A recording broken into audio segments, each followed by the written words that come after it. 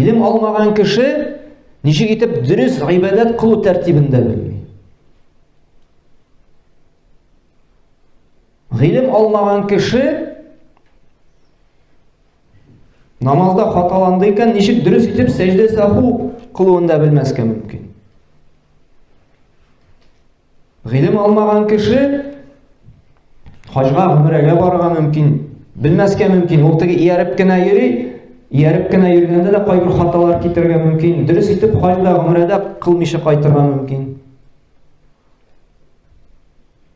Гыйлем алмаган кеше дөрес итеп ураза да тута белмәскә мөмкин. Ә менә гыйлем юлына баскан кеше, гыйлем алган кеше, ул инде белә тәртибен. Ничек итеп дөрес итеп сәүдә эшендә алып барырга, нинди килешүгә кул куярга ярый, кайсына кул куярга ярамый.